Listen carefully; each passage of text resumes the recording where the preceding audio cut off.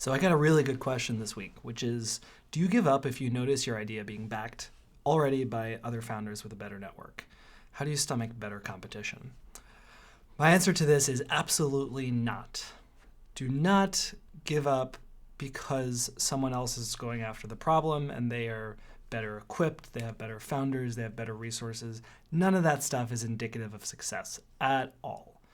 There's so many cases in history where the better backed company, the ones with better people, were just not successful.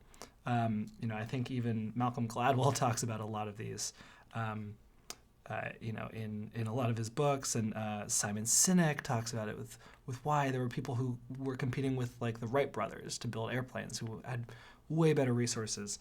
There's so many startups that go out of business where you would be surprised. Zirtual, Quirky, Aereo, Tripta, which is Rocket Internet's like ride-sharing company. Rocket Internet has so much money. Amazon Local just exited Daily Deals.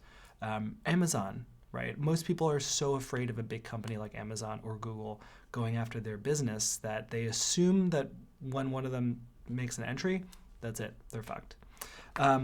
So usually, why does this happen? Well, it's because of failures of execution. And there are so many failures of execution.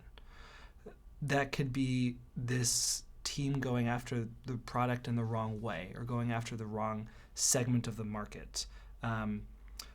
There's so many ways that a team can fail to execute, and there's so many ways that you can stumble onto the right answer just by being more agile, by being just more thoughtful about this, or just working harder at it. That I don't think that competition being in a space really is a good reason to not do something unless there's already a big company that has a strong foothold there. But if most people are not really familiar with who the big players are in a space, then it probably means that there's not a lot of awareness. That being said, I do hate when people go out and try to build a product without first asking themselves, is there someone that has already built this product really well? And the reason for this is because, for example, I get calls from my dad all the time with ideas for apps that, he thinks that I should build for a phone. And then I ask, well, have you ever done a simple Google search for this? One idea was, he calls me up and he says, I think that someone should let you make a book out of your Facebook posts. Like you take a bunch of posts and you select some of them, you select images, and it prints a book for you. And I go, actually, that's not a bad idea, but I'm sure someone's done it. So quick Google search confirmed that I was right. There's at least, an entire page of companies that do this for you. Now, like I said before, that's not a reason why you shouldn't work on this. Because the very fact that you are suggesting the idea means that none of these companies has been super successful. Right? None of them has gotten your attention, which means there's a market out there of people who, for whatever reason, aren't aware of this product. But it is something that you should research because you want to figure out, first of all, why don't more people use these products, right? I love the question of, asking back to someone who has pitched an idea to me, I'll go find you a startup that has already built this. Now you tell me why you don't think it's a good idea to use it. Right? Well, maybe it's too expensive, or they probably haven't really built the right solution for me, because that's going to be the same kind of critique that your potential users are going to throw at you. So that being said, it's just a little note on competition.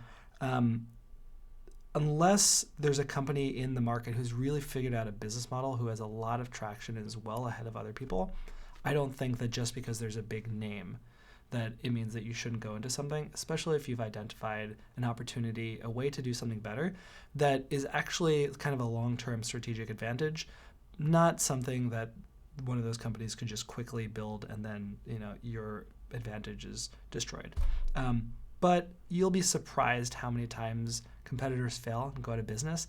The way that companies look on the outside can be very different from how they are on the inside. That's kind of a little known startup world secret. It can look like a company is doing great, and then a week later, they're out of business, and suddenly your entire market is open ahead of you. So for those of you who are scared of competition, be scared, but don't let that fear prevent you from doing something that you think is a good idea to begin with.